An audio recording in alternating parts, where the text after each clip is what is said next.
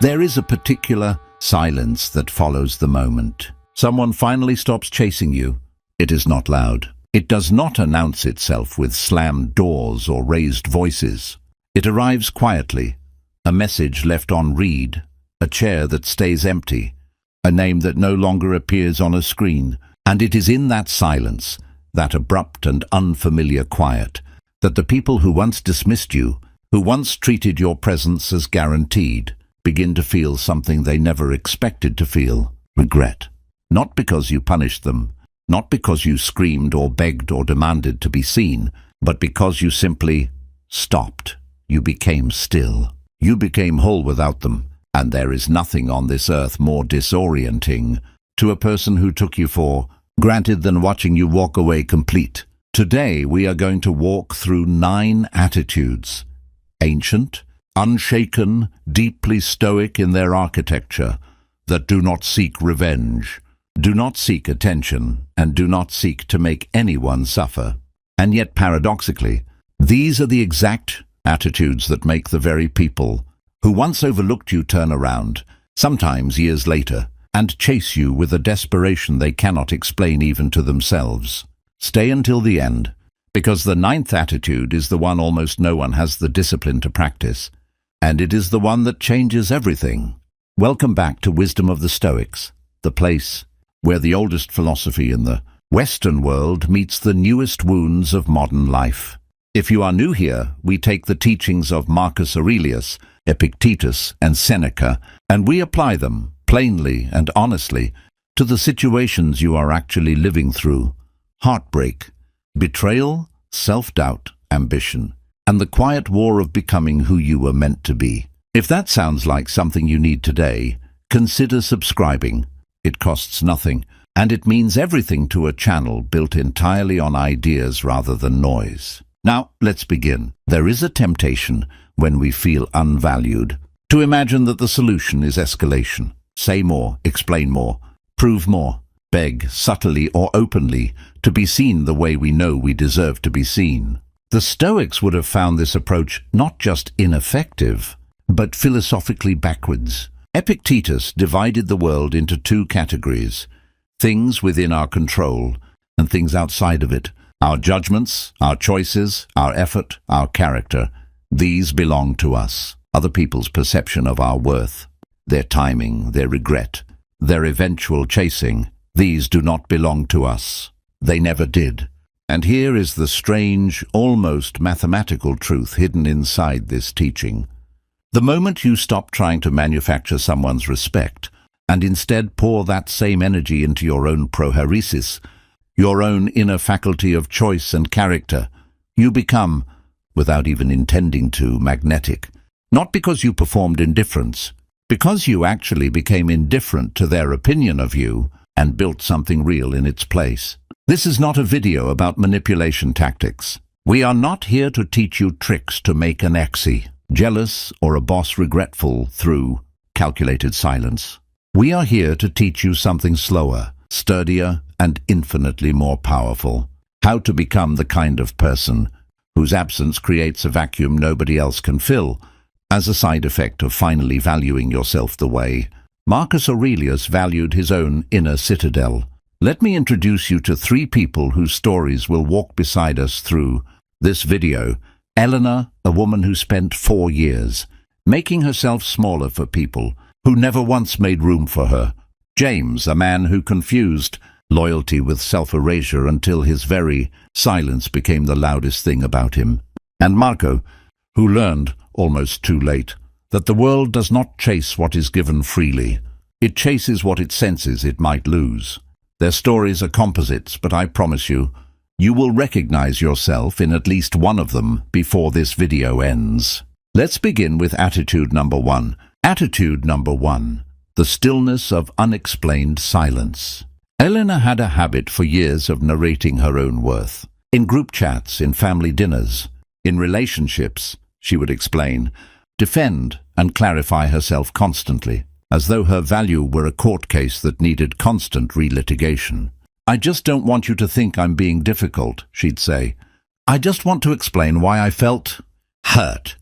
I just need you to Understand where I'm coming from.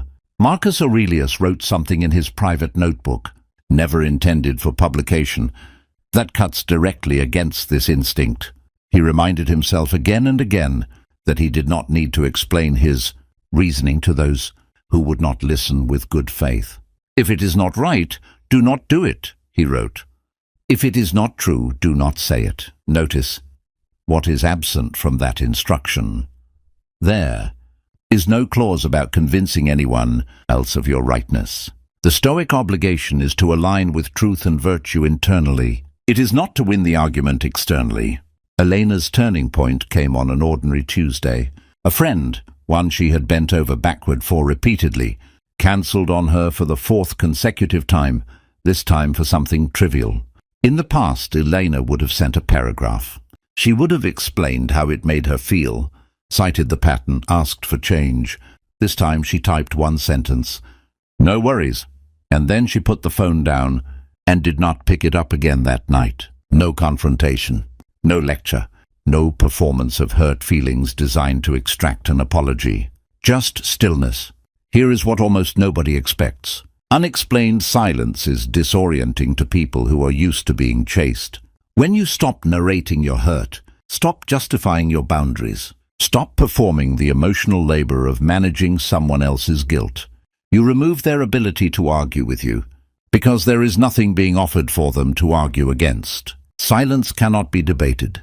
It can only be sat with, and sitting with silence is deeply uncomfortable for anyone who has grown accustomed to your explanations functioning as reassurance that they haven't actually lost anything. This is not coldness, it is apatheia, the Stoic term often mistranslated as apathy, but which really describes freedom from being driven by disordered, reactive passion.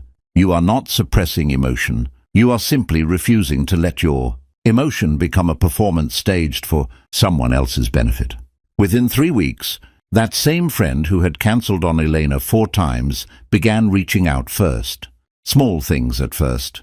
A text checking in, an invitation to coffee. Elena hadn't done anything except stop doing what she used to do. And that absence was, ironically, the loudest message she had ever sent. If you have ever caught yourself over-explaining a boundary, drop a comment below with the word stillness. I want to know how many of you recognize this pattern in yourselves, because I suspect it's more of you than you think. Attitude number 2, the refusal to compete for a seat at the table. James spent the better part of his 20s trying to earn permanent membership in circles that only ever offered him conditional access. A friend group that included him when convenient. A romantic partner who kept him in a strange orbit, never fully committed, never fully released. A workplace that praised his contributions in private and forgot to mention his name in public. James's mistake, and it is one of the most common mistakes a person can make, was believing that if he simply worked harder at being valuable, the conditional access would eventually convert into unconditional belonging. Seneca warned against exactly this miscalculation in his letters to Lucilius. He observed that some men spend their entire lives preparing to live, arranging every circumstance in hopes that someday, once enough conditions are met, they will finally be at peace, finally be respected, finally be enough. Seneca called this a kind of living death, postponing your own dignity indefinitely, always contingent on someone else's approval arriving on schedule. The turn for James came during a work project. He had quietly carried a team for months, staying late, fixing errors that weren't his, absorbing blame that wasn't his either, all in hopes that recognition someday would arrive. When the recognition finally came, it went to someone else, someone louder, someone who had done less work but asked for more credit. The old James would have worked twice as hard the following quarter, hoping the injustice would eventually correct itself if he simply proved his worth beyond doubt. The new James, the one shaped by months of quietly absorbing Stoic principles he hadn't yet had occasion to test, did something different. He stopped competing for the seat. He didn't quit dramatically. He didn't send an email outlining every slight. He simply began doing his job well, without the invisible campaign for approval running underneath every action. He stopped staying late for praise. He stopped over-functioning to be noticed. He began treating his own competence as sufficient unto itself, a Stoic idea. Marcus Aurelius returns to repeatedly, that virtue is its own reward, requiring no external witness to be complete. Something remarkable happens when a person stops competing for a seat. The table often turns around and offers it to them anyway, not because the strategy worked, but because desperation has a scent and its absence has an equally distinct one. People are drawn, almost against their will, toward those who no longer seem to need them. 6 months later, James was pulled aside by a director 2 levels above him, someone who had barely acknowledged his existence before, and offered a promotion James hadn't applied for. This is oikeiosis in its mature form, the Stoic concept describing our natural expanding circle of concern, which begins with self-preservation and radiates outward. But it only radiates healthily outward once it has first been properly rooted inward. James had spent years trying to root his sense of belonging in other people's tables. The moment he rooted it in himself, the tables began, unpromoted and unsolicited, to rearrange themselves around him. Ask yourself honestly, right now, is there a table you are still trying to earn a permanent seat at? One where you were only ever offered a temporary chair? Sit with that question. We'll come back to it. Attitude number 3, emotional self-sufficiency, the end of outsourced peace. There is a particular kind of exhaustion that comes from making your emotional stability someone else's responsibility. You wait for their text to feel calm. You wait for their apology to feel resolved. You wait for their validation to feel worthy. And in waiting, you hand over the one thing Epictetus insisted, above all else, must remain entirely your own, your inner state. Marco lived this exhaustion for the better part of a relationship that lasted 3 years. His mood was a mirror of his partner's attention. A warm message and he floated through his day. A cold, delayed reply and his entire evening collapsed into anxious rumination. He was, in the Stoic sense, enslaved, not by chains, but by his own outsourced peace, handed over daily to someone who hadn't asked for the responsibility and, frankly, wasn't equipped to carry it. Epictetus opens his Enchiridion with the very distinction that would have saved Marco years of suffering. Some things are up to us, others are not. Our partner's mood, their consistency, their capacity to show up. These are not up to us. Our own composure, our own response, our own inner architecture, these are entirely up to us, always without exception, regardless of what anyone else does. The shift for Marco did not happen in one dramatic moment. It happened slowly, almost invisibly, through the accumulation of small refusals. The refusal to check his phone every 10 minutes. The refusal to let a delayed reply dictate his mood. The refusal to treat someone else's inconsistency as a referendum on his worth. He began building, brick by brick, as Marcus Aurelius describes constructing the inner citadel, a fortress within himself that outside weather could no longer flood. The strange thing about emotional self-sufficiency is that it is almost invisible from the outside, right up until the moment someone tries to disturb it and finds, to their genuine confusion, that they can't anymore. Marco's partner, who had grown comfortable with the certainty that her moods controlled his, began to notice a man who no longer collapsed when she withdrew. A man whose warmth toward her hadn't disappeared, but whose peace no longer depended on her supplying it. This unsettled her more than any argument ever could have. People who have grown used to controlling your emotional weather system experience something close to panic when they realize the climate inside you has changed on its own, without their permission and without their assistance. She began for the first time in the relationship initiating repair, not because Marco demanded it, because the absence of his old dependency revealed uncomfortably how much of the relationship's imbalance had been resting on it. Attitude number 4. The quiet, ruthless investment in your own growth. This is not a manipulation tactic. Marco did not build his inner citadel in order to provoke this reaction. He built it because Epictetus is right. Your peace should never be a hostage to someone else's schedule of attention. The chasing that sometimes follows is simply what happens when a person realizes the hostage has walked free, on their own terms, requiring no ransom paid by anyone. If any part of this attitude describes a relationship you're in right now, take 30 seconds and really consider. Whose hands is your peace currently sitting in? Type mine in the comments if you're ready to take it back. Attitude number 4.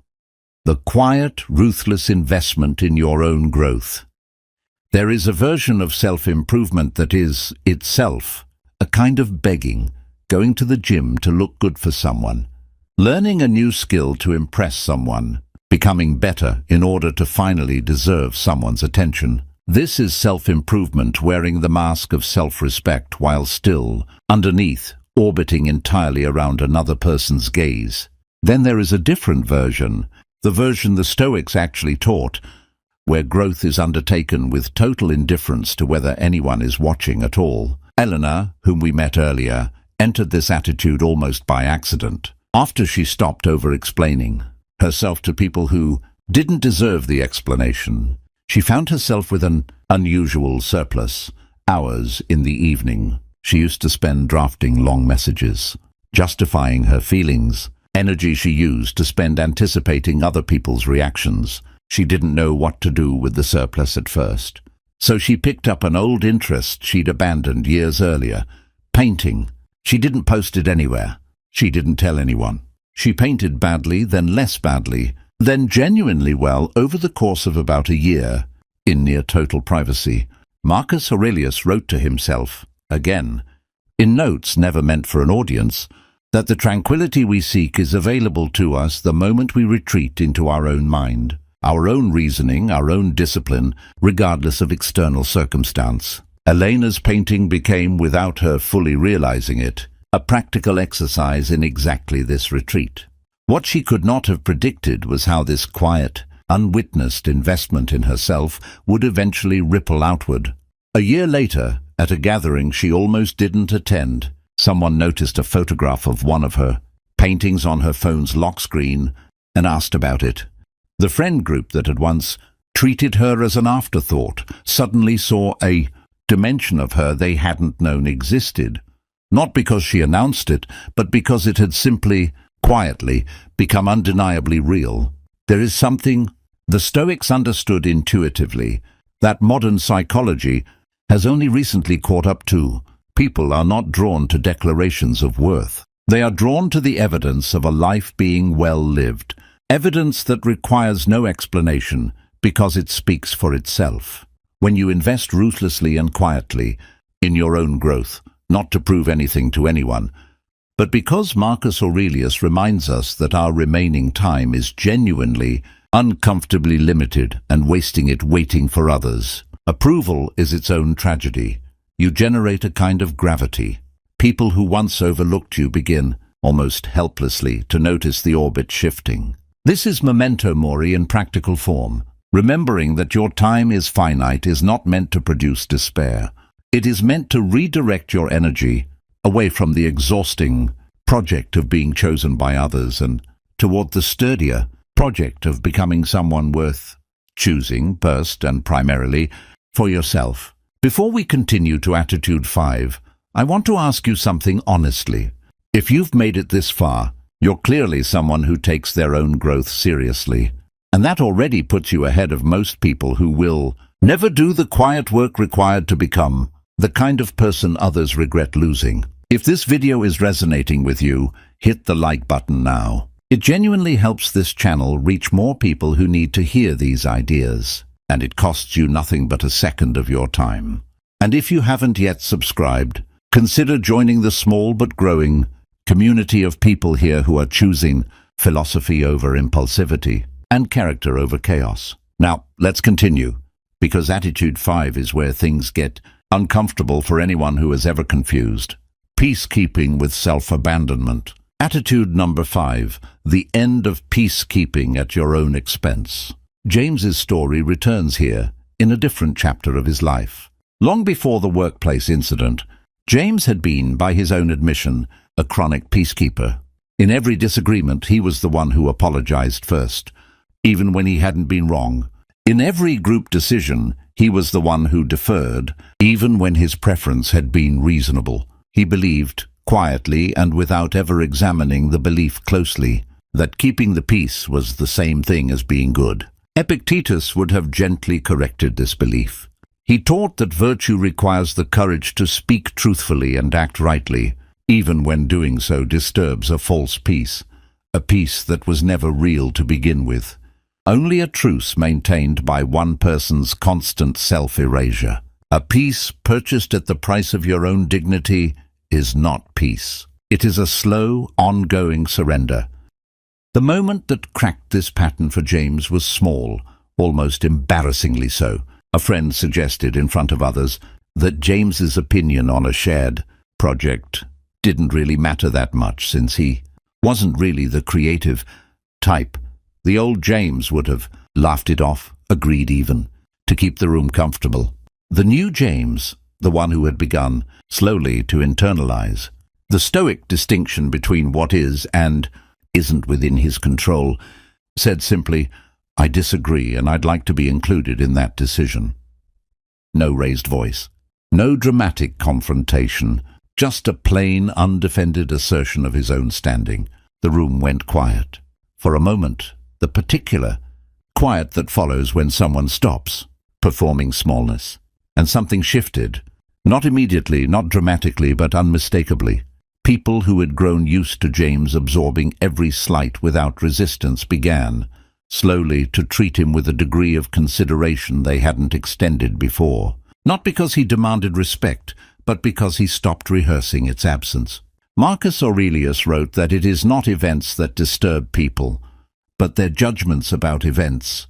James's old judgment that keeping others comfortable was more important than his own dignity had disturbed him for years, disguised as kindness. Once he corrected the judgment, the disturbance didn't just ease, it reversed, and those who had once taken his silence for granted began, almost imperceptibly, seeking his actual opinion, because they sensed, correctly, that it now came at a cost to ignore it. Attitude number 6, the discipline of not reacting to provocation.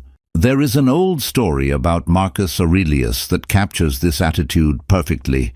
Even if apocryphal in its exact details, it is said that when insulted publicly, he would pause, consider the insult with the same detached curiosity he might apply to studying an unfamiliar insect, and respond, if he responded at all, with such calm that the insult seemed to evaporate before it ever landed. Elena faced a version of this test when a family member, during a holiday gathering, made a pointed comment about her life choices in front of the entire table. The kind of comment engineered to provoke a reaction, to draw her into a defensive spiral that would confirm publicly that she was too sensitive or difficult.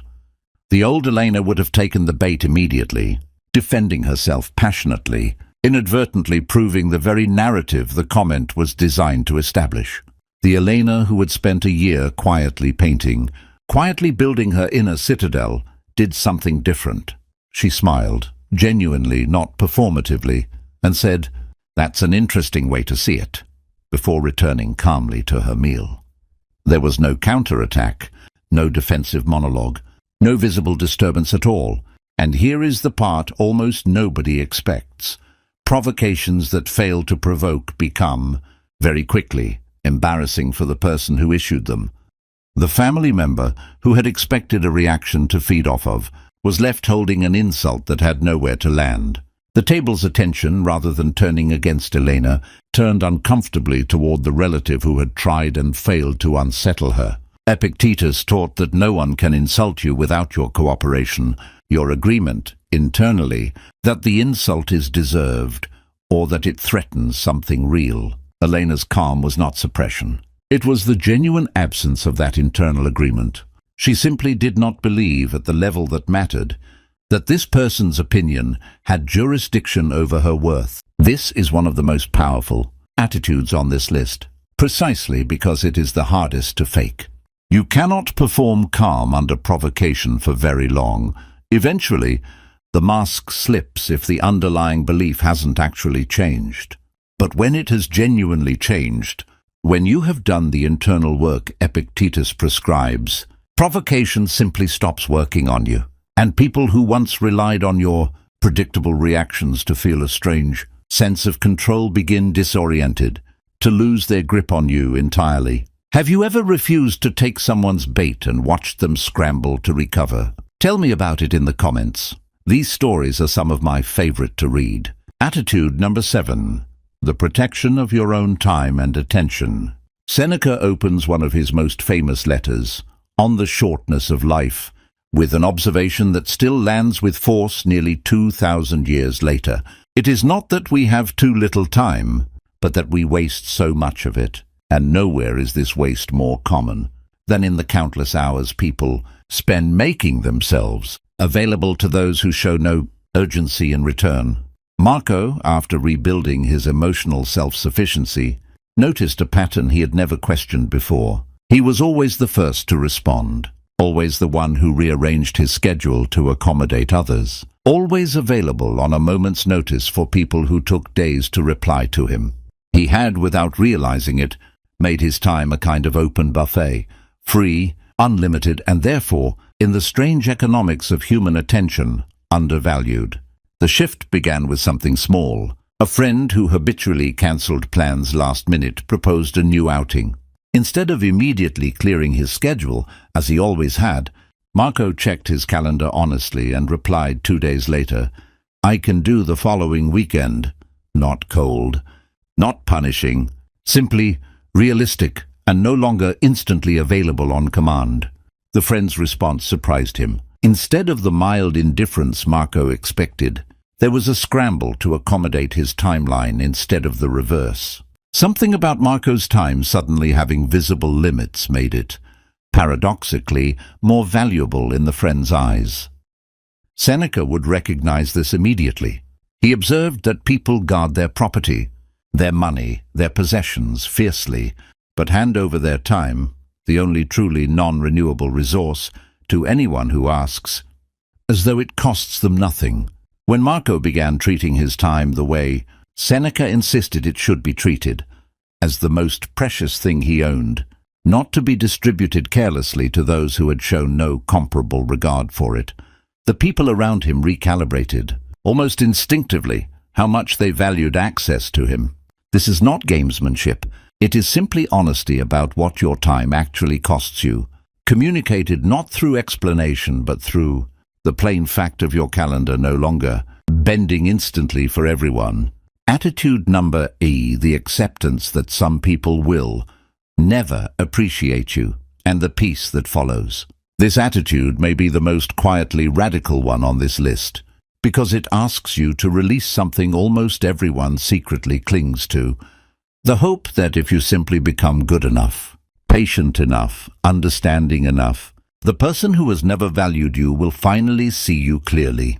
Marcus Aurelius offers a piece of wisdom here that sounds almost harsh at first. He reminds himself repeatedly that other people will act according to their own nature, their own limitations, their own confusion, and that expecting otherwise is like being angry at a fig tree for producing figs. Some people are simply not capable, in a given season of their life, of recognizing what stands in front of them. Elena's mother had never once, in Elena's entire adult life, offered the kind of validation Elena had quietly hoped for. Every achievement was met with a subtle redirection toward what Elena hadn't yet done. Every attempt at closeness was met with a faint, almost imperceptible withdrawal. For years, Elena interpreted this as a problem to be solved. If she just explained herself better, achieved more, tried harder, surely her mother would finally see her. The turning point was not dramatic. It was Elena one evening, quietly accepting a truth she had spent years avoiding. Her mother might never fully see her, and that fact, however painful, said something about her mother's capacity, not about Elena's worth. This is amor fati in its most difficult application. Not the love of pleasant circumstances, but the acceptance of circumstances exactly as they are, without the exhausting demand that they be otherwise before you can be at peace. What followed was not resignation, but liberation. Elena stopped performing for her mother's approval. She still called, still visited, still loved her, but she stopped waiting. And in that release, something her years of trying had never achieved happened almost on its own. Her mother, sensing for the first time that Elena's warmth was no longer conditional on being reciprocated, and no longer anxious for validation that clearly wasn't coming, began, tentatively, imperfectly, to reach toward her in small ways she never had before. This does not always happen. Some people never come around, and the Stoic teaching does not promise that they will. What it promises is something more valuable. Your peace no longer depends on it either way. And ironically, it is precisely this release of expectation that most often creates the conditions under which people who withheld appreciation finally, belatedly begin to offer it. Attitude 9. The attitude almost. No one has the discipline to practice radical self-completion.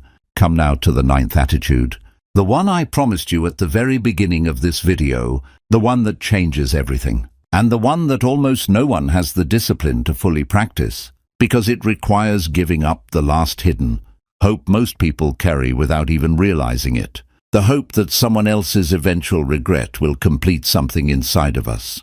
Here is the uncomfortable truth beneath everything we have discussed today. If you practice attitudes 1 through 8 in order to make someone regret losing you, you have not actually practiced them. You have performed them, waiting, arms folded, for an audience's reaction. And performances, unlike genuine transformation, tend to collapse the moment the anticipated audience fails to show up on schedule. The 9th attitude is this: becoming so genuinely, thoroughly complete within yourself that whether anyone ever comes back, whether anyone ever regrets anything at all, ceases to matter to your sense of peace.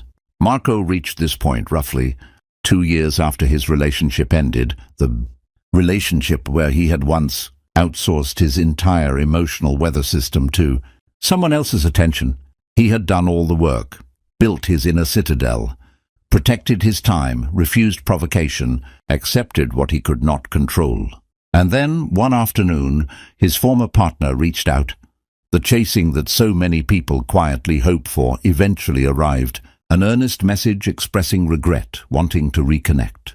And Marco felt something surprisingly quiet. Not triumph, not vindication, not even much urgency to respond quickly. He noticed, with a kind of calm curiosity Epictetus would have recognized immediately, that the message which once would have consumed his entire week now simply existed as information, interesting, but no longer load-bearing for his sense of self. This is the final, hardest teaching of Stoicism as applied to being undervalued. The goal was never to be chased. The goal was to become a person for whom being chased or not chased carries the same fundamental weight, because your worth was never actually up for debate to begin with, and it was certainly never something another person's attention could confer or withdraw. Marco did eventually respond, kindly and honestly, and they had a conversation, one conducted from a place of genuine wholeness rather than hidden hope. What happened afterward matters far less than what had already happened.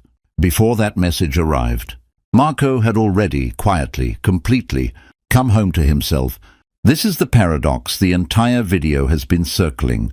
The people who most reliably make others regret losing them are precisely the people who have stopped needing that regret to feel whole. The chasing, when it comes to a door that is no longer waiting to be opened. And that, more than any strategy or clever silence, is what makes it undeniable.